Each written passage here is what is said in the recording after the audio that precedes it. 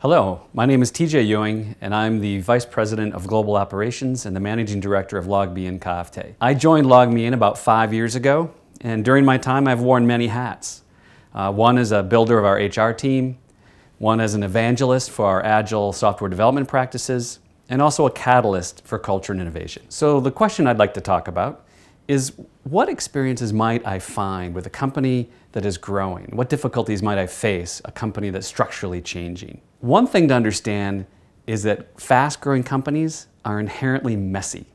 It's not an easy situation. Companies have been focusing on building a great product, on growing great revenue, but oftentimes what lags is internal policies, procedures, and structure that help the company scale. A fast-growing company has a combination of growing numbers of people, potentially growing numbers of locations, and potentially growing numbers of products. And a big barrier for these companies is how to spread excellence that got them to be successful in the first place into all of these more places, peoples, and products. And at LogMeIn, we had our share of growing pains as well. A typical problem is that communication patterns are often spread very thin, and common knowledge is hard to make accessible for everyone in the organization. The right information is not always brought to the right person at the right time. And in rapidly growing companies, the responsibility is often placed on the individual themselves to bridge those gaps. Oftentimes, no one will paint your path to what you need to do or tell you what you need to do. Individuals need to step up and figure out for themselves. And oftentimes you may be searching for the right answer to a question and spend more time finding the right person to talk to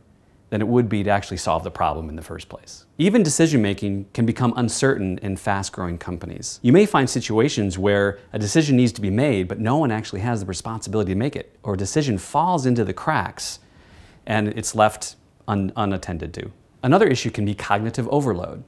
Often as organizations expand, leaders will place on more metrics or procedures and activities onto teams that actually distract them from some of the most important things. And this causes individual performance to suffer. So as an individual in a rapidly growing company, I have a few suggestions for you to think about. Number one, be compassionate. Assume that the leaders in your organization are actually trying their hardest. As I said, it's a very complex and messy situation. I've always found it best to ask key leaders, what are their objectives? What are they focusing on?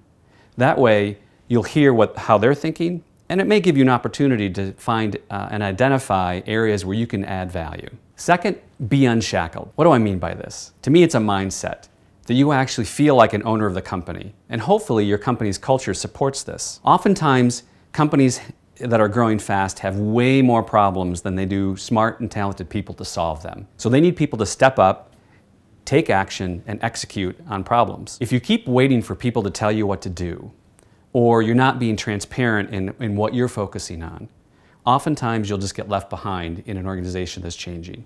It needs people that are problem solvers and not afraid to act like an owner. Number three, be a simplifier.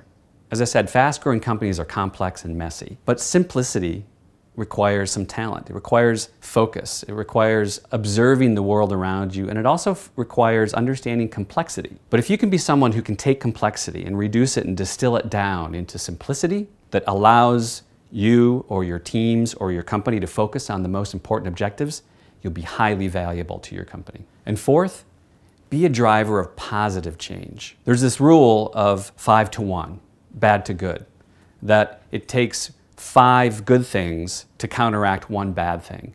And I think this rule also applies to organizations. So if the easy way out is to complain about how horribly the company is growing or how bad it's being managed. But a much more valuable and positive way is to help focus on the things you can change, or the fact that we are going to be changing no matter what. And if you focus on the positive changes, you can help counteract the negative side. So if you're able to be someone who can help identify and eliminate bad behaviors or bad practices, as well as focus on the good behaviors and good practices, you'll be doing a great service to your company that's in a high growth stage. So one book that helped me get my mind around a fast growing company is a book called Scaling Up Excellence by Robert Sutton and Huggy Rao. And this book gives practical advice for companies that are in a fast growing stage, and gives them practical advice because the approach of scaling can be done in a constructive way. And if you're in one of those companies that has the fortune to be a fast-growing company, even though it may be very messy, enjoy the ride because it can be a lot of fun.